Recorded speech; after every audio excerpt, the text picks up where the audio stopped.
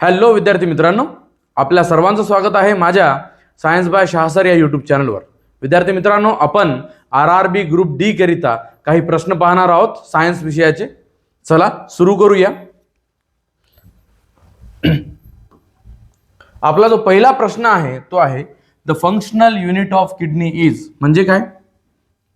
मूत्रपिंडाची कार्यात्मक एकक आहे। कोण आहे? मूत्रपिंड जे राहतात, मूत्रपिंड म्हणजे काय? किडनी। याचं कार्यात्मक एकक काय आहे? इथे चार ऑप्शन दिलेले आहेत पहा, न्यूरॉन, नेफ्रॉन, अल्व्हिओलस, विलाय। याचं जे उत्तर येते विद्यार्थी मित्रांनो ते येते नेफ्रॉन। लक्षात ठेव जा, नेफ्रॉन हे कशामध्ये राहतं? किडनीमध्ये राहतं। किती राहते? 1 ते 2 बिलियन राहतात 2 किडनीमध्ये मिळून। कळालं? कसा शेप राहतो नेफ्रॉनचा? नेफ्रॉन अशा प्रकारचा राहतं विद्यार्थी मित्रांनो, सर्वांनी लक्ष द्या।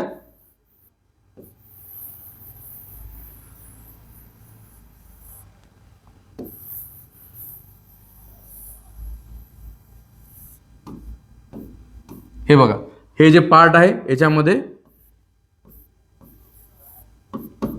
हे जे पार्ट मी काढला याला ग्लोमेरुलस म्हणतात, याला बोमन कॅप्सूल म्हणतात। त्यानंतर नेक, नंतर पीसीटी, नंतर लूप ऑफ हेनले, नंतर डीसीटी, नंतर कलेक्टिंग ट्यूब्यूल आणि कलेक्टिंग डक्ट, असे वेगवेगळे पार्ट होतात। कोणाचे? नेफ्रॉनचे। नेफ्रॉन हे कार्यात्मक एकक आहे कोणाचं? किडनीचं। जर न्यूरॉन बद्दल म्हटलं तर नर्वस सिस्टीमचं ते कार्यात्मक एकक आहे। कोण? न्यूरॉन। अल्व्हिओलाई कुठे राहतात? अल्व्हिओलाई राहतात लंग्स मध्ये। ठीक आहे, अल्व्हिओलाई कुठे राहतात? लंग्स मध्ये। विलाय कुठे राहतात? विलाय हे आपल्या आतड्यांमध्ये सुद्धा राहते आणि नेफ्रॉन मध्ये सुद्धा राहते। कळालं? चला पुढच्या प्रश्नाकडे वळूया।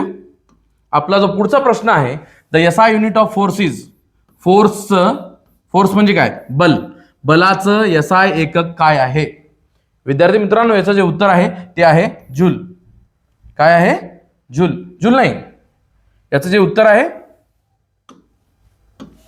उत्तर आहे ते आहे न्यूटन। सॉरी, काय आहे उत्तर याचं?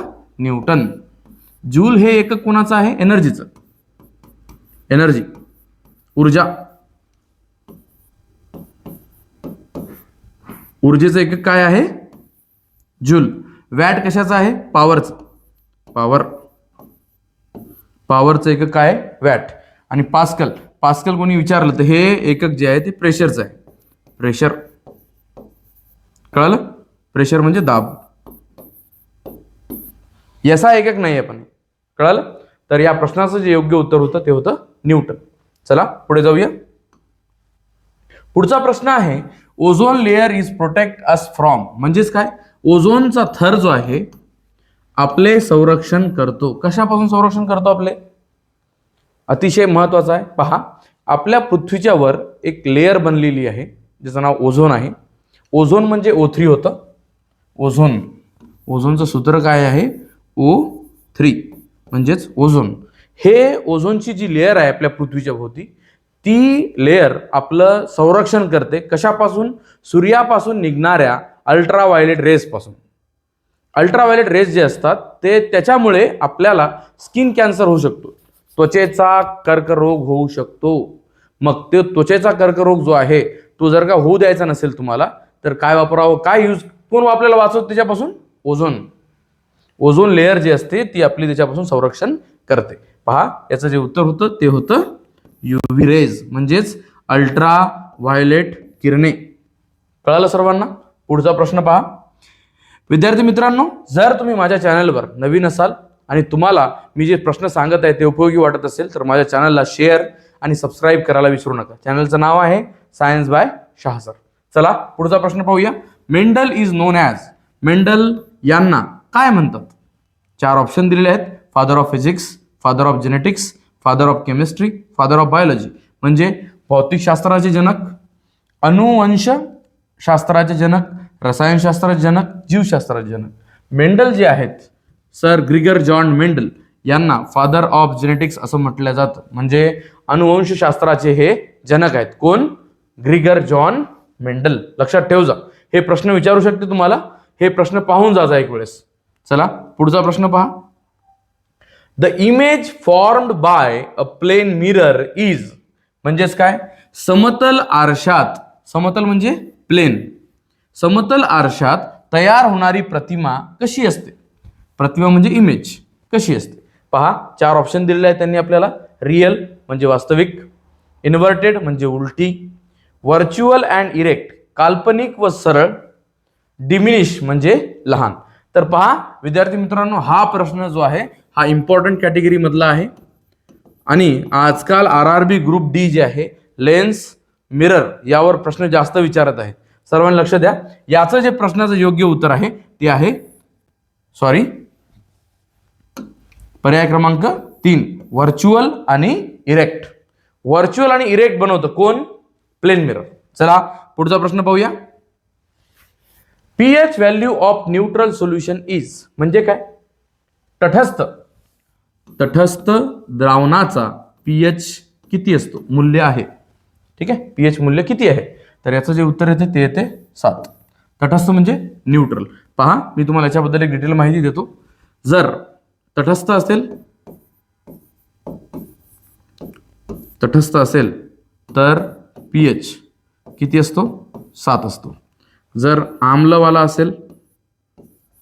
असेल तर पीएच 7 पेक्षा कमी असतो आणि आम्लारी असेल तर 7 पेक्षा जास्त असतो. 7 पेक्षा जास्त. लक्षात ठेवू जाईल. ठीक आहे, न्यूट्रल असेल तर पीएच किती असतो? 7. आम्लारी असेल, आम्लवाला ऍसिडिक, आम्ल म्हणजे काय? ऍसिडिक असेल तर पीएच 7 पेक्षा कमी. आम्लारी म्हणजे बेसिक असेल तर पीएच 7 पेक्षा कसा असतो? जास्त असतो. तर या प्रश्नाचं उत्तर होतं 7, पर्याय क्रमांक 3. पुढचा प्रश्न पहा. प्रश्न विचारला आपल्याला त्यांनी, electric power is measured in म्हणजे विद्युत शक्तीचे मापन कशामध्ये केले जाते? कशाचे? इलेक्ट्रिक पॉवरचे. आपल्याला त्यांनी ऑप्शन दिलेले आहेत.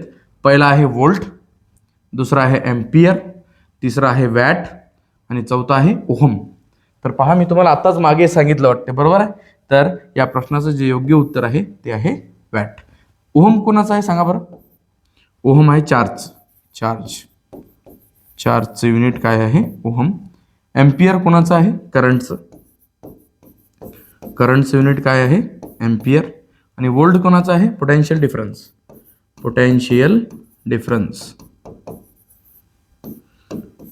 डिफरन्स आपण कशामध्ये मोजतो? बोला सर्वांनी. पोटेन्शियल डिफरन्स आपण मोजतो व्होल्टमध्ये, करंट मोजतो एम्पियरमध्ये आणि चार्ज मोजतो कशामध्ये? ओहममध्ये. तर पॉवर मोजतो आपण कशामध्ये? वॅटमध्ये. चला पुढचा प्रश्न पाहूया. A convex lens is also called. उत्तल भिंगाला असेही म्हणतात. म्हणजेच कॉन्व्हेक्स लेन्स म्हणजेच काय? उत्तल भिंग. कळालं? कॉन्व्हेक्स लेन्स म्हणजे उत्तल भिंग. याला दुसरं नाव काय? डायव्हर्जिंग लेन्स म्हणजे अपसारी भिंग, कन्व्हर्जिंग लेन्स म्हणजे अभिसारी भिंग, प्लेन लेन्स, कॉन्केव्ह लेन्स. हा प्रश्न नेहमी विचारण्यासारखा आहे. सर्वांनी लक्षात ठेवा. पहा काय म्हटलं? कॉन्व्हेक्स लेन्स, उत्तल भिंग जे असते त्याला आपण कन्व्हर्जिंग म्हणतो. ठीक आहे, कन्व्हर्जिंग लेन्स म्हणजे काय? अभिसारी भिंग आहे. मग डायव्हर्जिंग लेन्स कोणाचा म्हणायला? कॉन्व्हेक्सला. कॉन्केव्ह लेन्स जी असते ती कशी असते? डायव्हर्जिंग लेन्स असते. आणि कॉन्व्हेक्स लेन्स जी असते ती कशी असते? कन्व्हर्जिंग लेन्स असते. म्हणून या प्रश्नाचं जे योग्य उत्तर आहे ते आहे पर्याय क्रमांक 2 बी, कन्व्हर्जिंग लेन्स. विद्यार्थी मित्रांनो, आपण फालतू गोष्टी न करता फक्त प्रश्न घेत आहोत. ठीक आहे, तर सर्वांनी माझ्या चॅनलला शेअर आणि सबस्क्राईब करायला विसरायचं नाही आहे. चला पुढचा प्रश्न पाहूया. पुढचा प्रश्न आहे, the largest Gland in human body is. मानवी शरीरातील सर्वात मोठी ग्रंथी आहे कोणती? 1 अग्नाशय, यकृत, थायरॉइड, पीयूषग्रंथी. म्हणजे काय? अग्नाशय म्हणजे पॅनक्रियाज, यकृत म्हणजे लिव्हर, थायरॉइड म्हणजे थायरॉइड आणि पीयूषग्रंथी म्हणजे पिट्युटरी ग्लँड. पहा, जर का तुम्हाला कोणी विचारलं की आपल्या मानवी शरीरातील सर्वात मोठी ग्रंथी कोणती, तर याचं उत्तर एकच येतं, ते म्हणजे यकृत, दॅट इज लिव्हर. ठीक आहे, पण जरा कोणी विचारलं असतं तुम्हाला की तुमच्या बॉडी मधली सर्वात मोठी एंडोक्राइन ग्लँड कोणती, एंडोक्राइन ग्लँड विचारला असतं, त्याचं प्रश्नाचं उत्तर तुम्ही दिलं असतं थायरॉइड. सर्वात मोठी एंडोक्राइन ग्लँड कोणती आहे? थायरॉइड. आणि सर्वात मोठी एक्झोक्राइन किंवा बॉडीमधली सर्वात मोठी ग्लँड कोणती आहे? तर ती आहे लिव्हर. कळालं सर्वांना? चला पुढचा प्रश्न पाहूया. पुढचा प्रश्न आहे विद्यार्थी मित्रांनो, the process of conversion of sugar into alcohol is, म्हणजे काय? साखरेचे अल्कोहोलमध्ये रूपांतर होण्याची प्रक्रिया आहे. काय आहे? साखरेचं रूपांतर कशामध्ये करायचं आहे? अल्कोहोल, दारूमध्ये करायचं आहे. तर त्या प्रोसेसला काय म्हणतात? रेस्पिरेशन? बिलकुल नाही. फर्मेंटेशन? येस, या प्रोसेसला फर्मेंटेशन म्हणतात. फर्मेंटेशन म्हणजेच काय? किण्वन. कळालं? पर्याय क्रमांक 2 हे या प्रश्नाचं योग्य उत्तर आहे. फोटोसिंथेसिस म्हणतात का? नाही. फोटोसिंथेसिस कशाला म्हणतात? फोटोसिंथेसिसनं अन्न बनवतात. कोण? प्लांट्स. कशामध्ये? पानामध्ये त्यांच्या. ठीक आहे. ट्रान्सपिरेशन म्हणतात का? ट्रान्सपिरेशन म्हणजे काय? पाणी हे पाण्याला बाहेर फेकतात वाफेच्या स्वरूपात स्टोमॅटामधून, त्या प्रोसेसला म्हणतात ट्रान्सपिरेशन. वाष्पोत्सर्जन. कळालं? आणि रेस्पिरेशन आपण श्वासोश्वास घेतो, ब्रिदिंग, श्वास आतमध्ये घेणं आणि श्वास बाहेर सोडणं, याला आपण श्वसन म्हणतो. तर यापैकी जे योग्य उत्तर होतं ते होतं फर्मेंटेशन. फर्मेंटेशन म्हणजेच काय? किण्वन. पुढचा प्रश्न, the atomic number of an element is equal to, म्हणजे मूलद्रव्याचा अनुक्रमांक कशा समान असतो? म्हणजेच ॲटॉमिक नंबर हे कुणा समान असते? पहा, 4 ऑप्शन दिलेले आहेत आपल्याला. Number of neutron? नाही. Number of proton? येस. त्या एखाद्या मूलद्रव्यामध्ये किती प्रोटॉन आहेत, प्रोटॉनची संख्या किती आहे याच्यावरच डिपेंड करते काय? त्याचं ॲटॉमिक नंबर. ॲटॉमिक नंबर जो असतो त्याच्या प्रोटॉन संख्यावर डिपेंड करतो. कळालं? हां. नंतर मास नंबर. मास नंबरवर करत नाही. मास नंबर वेगळी टर्म आहे. ॲटॉमिक नंबर वेगळं, मास नंबर वेगळं. कोणी विचारलं मास नंबर म्हणजे काय? मास नंबर म्हणजे अणुभार. पहा, अणुभार म्हणजे काय? तर अणुभारचं जे उत्तर आहे ना विद्यार्थी मित्रांनो, ते आहे P+N, म्हणजे प्रोटॉनची संख्या आणि न्यूट्रॉनची संख्या या दोघांची बेरीज म्हणजेच अणुभार. हे दिले नाही. नंबर ऑफ इलेक्ट्रॉन आणि न्यूट्रॉन दिले यांनी. इलेक्ट्रॉनच्या जागी काय असतं? फक्त प्रोटॉन असतं ना, तर अणुभाराचं आलं असतं उत्तर आपल्याला. पण आपल्याला अणुभार विचारला का? नाही. आपल्याला विचारला अनुक्रमांक. अनुक्रमांक कोणाबरोबर असतो? नंबर ऑफ प्रोटॉनच्या बरोबर असतो. चला पुढचा प्रश्न पाहूया. हे सुद्धा विचारू शकते, सर्वांनी लक्षात ठेवायचं आहे. पुढचा प्रश्न पहा, which disease is cause by deficiency of vitamin C? Vitamin C च्या कमतरतेमुळे होणारी बिमारी कोणती? पहा, व्हिटॅमिन सी. पहिले ते व्हिटॅमिन सीचं नाव माहिती आहे का तुम्हाला? सांगा मला. व्हिटॅमिन सीला ॲस्कॉर्बिक ऍसिड म्हणतात. Ascorbic acid. काय म्हणतात? Ascorbic acid.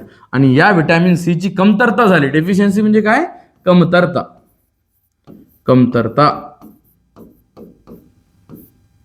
कमतरता झाल्याने कोणती बिमारी होते? तर या प्रश्नाचं जे योग्य उत्तर आहे ते आहे पर्याय क्रमांक 2 बी, स्कर्वी. स्कर्वी कशामुळे होते? व्हिटॅमिन सी च्या कमतरतेमुळे. मग आता सांगा मला, व्हिटॅमिन ए हे पहिलं रिकेट्स. रिकेट्स कशामुळे होते? व्हिटॅमिन डी च्या कमतरतेमुळे. व्हिटॅमिन डी च्या कमतरतेमुळे कोणती बिमारी होते? रिकेट्स. नाईट ब्लाइंडनेस कशामुळे होते? व्हिटॅमिन ए च्या कमतरतेमुळे. ठीक आहे. जीवनसत्व ए जर कमी पडलं तर आपल्याला रातोंदी होते. रातोंदी समजते तुम्हाला? रात्री न दिसणं. ठीक आहे. रिकेट्स म्हणजे हाडं जे आहेत ते कमजोर होऊन जातात. त्यानंतर बेरीबेरी. बेरीबेरी कशामुळे होते? It is because of deficiency of vitamin B. Vitamin B1, जीवनसत्व B1 याची जर का आपल्या बॉडीमध्ये कमतरता झाली तर आपल्याला बेरीबेरी नावाचा आजार होतो. ठीक आहे. नाईट ब्लाइंडनेस कशामुळे होते? व्हिटॅमिन ए, जीवनसत्व ए च्या कमतरतेमुळे. व्हिटॅमिन डी च्या कमतरतेमुळे काय होते? रिकेट्स. आणि स्कर्वी व्हिटॅमिन सी च्या कमतरतेमुळे होते. कळालं? असेच जर का व्हिडिओ तुम्हाला पाहायचे असतील विद्यार्थी मित्रांनो तर माझ्या चॅनलला लाईक, शेअर, सबस्क्राईब आणि बेल आयकॉनला प्रेस करायला विसरू नका. कळालं? चला पुढे जाऊया. आपला शेवटचा जो प्रश्न आहे या टॉपिक मधला तो पाहूया. The smallest bone in the human body is, मानवी शरीरातील हे जे आहे सर्वात छोटे हाड आहे. आपल्या शरीरातील सर्वात छोटे हाड कोणते आहे? प्रश्न विचारला त्यांनी. पहा, 4 ऑप्शन दिलेत. Femur, tibia, stapes, radius. तर या प्रश्नाचं जे योग्य उत्तर आहे ते आहे पर्याय क्रमांक 3 सी. कळालं? स्टेपिस. आता कोणी विचारलं हे स्टेप्स नावाचं जे हाड आहे ते कुठं राहतं? तर म्हणायचं आपल्या इयरमध्ये, कानामध्ये राहते. या साईडला एक सुद्धा, या साईडला एक आहे आणि या साईडला एक आहे. इकडे 3, इकडे 3 असे किती 6 हाडं आहेत आणि त्या 6 हाडामध्ये स्टेपिस नावाचा एक हाड असतो आतमध्ये सर्वात, तो सर्वात छोटा हाड आहे आपल्या पूर्ण बॉडीमधला. आणि जर का असाच प्रश्न विचारला कोणी की आपल्या बॉडीमधला सर्वात मोठा हाड कोणता, तर त्याचं योग्य उत्तर आहे फिमर. फिमर हा आपल्या मांडीच्या भागात राहतो.